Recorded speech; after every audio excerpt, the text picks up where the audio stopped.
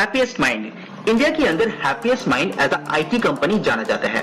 छोटे कंपनीज की बात करें तो हैप्पीएस्ट माइंड एक बहुत ही पॉपुलर नाम है और रिसेंटली कंपनी का जो शेयर का रिटर्न है उसके लिए स्पेशली ये जाना जाता है। 25.8% का रेवेन्यू के साथ ये ग्रो कर रहा है। लेकिन सवाल ये आता है कि अगर हैप्पीएस्ट माइंड अगर इतना अच्छा शेयर है लेकिन उसका शेयर प्राइस के ऊपर इतना दबाव पिछले 1 या 1.5 साल के अंदर क्यों है। तो सबसे पहले देख लेते हैं कंपनी किस तरह से ग्रो कर रहे हैं, उसके बाद हम लोग बात करेंगे क्यों हैप्पीएस्ट माइंड का शेयर प्राइस मूव नहीं कर रहा है। तो सबसे पहले कंपनी का रेवेन्यू, जैसे कि आप देख पा रहे हैं कि 25.8% की दौर से कंपनी का रेवेन्यू यहाँ पे ग्रो हो रहा है, जो बहुत ही पॉजिटिव बात है। साथ ही साथ कंपनी का जो ईबीटा देखेंगे वो 61% की दौर से यहाँ पे ग्रो कर रहा है। कंपनी का मार्जिन भी यहाँ पे बहुत ही अच्छी तरह से ग्रो हुआ है, जहां पे 26.1% का मार्जिन फाइनेंशियल ईयर 2022 में दिखाई दे रहा है। फिर पिछले 2 क्वार्टर का भी देखते हैं तो करीब करीब ये 26% से ज्यादा ही आपको देखने को मिलेगा। तो कंपनी का जो बिजनेस है वो यहाँ पे बहुत ही बढ़िया चल रहा है।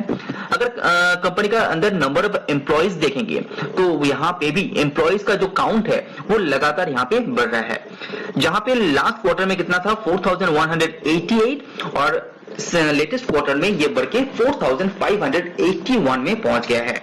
तो क्वार्टर टू क्वार्टर में भी हैप्पीएस्ट माइंड का जो आपका जो एम्प्लॉइज है उसका काउंट यहाँ पे बढ़ रहा है। इसका मतलब क्या हुआ, कंपनी का जो बिजनेस है वो यहाँ पे ग्रो कर रहा है। कंपनी का ऑर्डर बुक यहाँ पे तेजी से बढ़ रहा है। अगर आप कंपनी का कस्टमर देखेंगे, जहां से पता चलता है कंपनी ग्रो कर रहा है या नहीं कर रहा है, तो जैसे कि आप स्क्रीन में यहाँ पे देख पा रहे हैं कंपनी का जो कस्टमर है, टोटल कस्टमर जहां पे फाइनेंशियल 2020 में 157 हुआ करता था, 21 में वो बढ़ के 173 हो गया है। अगर आप लेटेस्ट 2 क्वार्टर देखेंगे तो ये 211 टोटल कस्टमर था हैप्पीएस्ट माइंड के अंदर, वो बढ़ के यहाँ पे लेटेस्ट क्वार्टर में 226 में पहुंच गया है। इसका मतलब क्या हुआ कि हैप्पीएस्ट माइंड का जो कस्टमर बेस है वो बहुत ही स्ट्रॉन्ग पोजीशन में है और ये लगातार यहाँ पे ग्रो कर रहा है। साथ ही साथ कंपनी का जो टोटल जो कस्टमर है उसमें जो $10 मिलियन का एक कस्टमर था पहले, वो यहाँ पे 2 हो चुका है। यानी कि जो कस्टमर $10 मिलियन से भी ज्यादा का बिजनेस देता है वो 2 हो चुका है। 5 to 10 मिलियन जो कस्टमर है उसकी बात करें वो उसका नंबर है 4, 3 to 5 मिलियन उसका नंबर है 7 एंड 1 to 3 मिलियन डॉलर का जो कस्टमर है वो यहाँ पे बढ़ के हो गया है 27। तो यहाँ पे आपका ग्रोथ देखने को मिलेगा।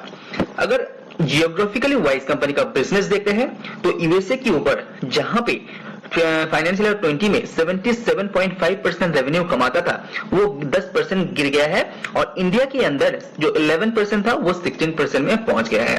तो ये अच्छी बात इसीलिए है क्योंकि यूएसए के ऊपर ज्यादा डिपेंडेंस कंपनी को होना नहीं पड़ेगा और इंडिया के अंदर ग्रोथ होता रहेगा। तो हैप्पीएस्ट माइंड के लिए लॉन्ग टर्म के पोजीशन में अच्छा एक रिजल्ट देखने को मिलेगा। हैप्पीएस्ट माइंड एक ऐसा कंपनी है जो कभी भी कोई भी एक पर्टिकुलर बिजनेस के ऊपर ज्यादा डिपेंडेंट यहाँ पे नहीं है। कंपनी का बिजनेस देखेंगे तो बहुत सारा सेक्टर के अंदर अपने बिजनेस को यहाँ पे डाइवर्सिफाई करके रखा है और साथ ही साथ रेवेन्यू कंसेंट्रेशन आप देखेंगे तो जो कंपनी के अंदर नंबर 1 क्लाइंट है वहां से कंपनी 13.1% का रेवेन्यू कमाता है।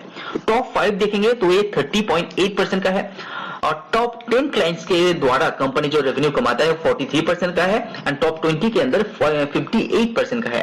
तो ये जो डिफरेंशिएट यहाँ पे दिखाई दे रहा है इसको थोड़ा सा और भी ब्रेकआउट करने का कोशिश हैप्पीएस्ट माइंड लगातार कर रहा है। और साथ ही साथ मैनेजमेंट का कहना है जो नया कस्टमर कंपनी यहाँ पे जोड़ रहा है वो छोटा छोटा कस्टमर जोड़ने की कोशिश कर रहे हैं।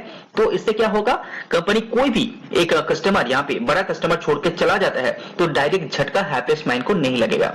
छोटा छोटा क्लाइंट छोड़ के चला भी जाता है तो कंपनी के ऊपर उतना नेगेटिव इफेक्ट नहीं डालेगा जिस तरह से बड़े कस्टमर छोड़ के जाता है। तो ये जो कंसंट्रेशन है ये लगातार यहाँ पे इंप्रूव हो रहा है और ये आगे भी आपको इंप्रूव होते हुए देखने को मिलेगा, ऐसा मैनेजमेंट के द्वारा बताया गया है।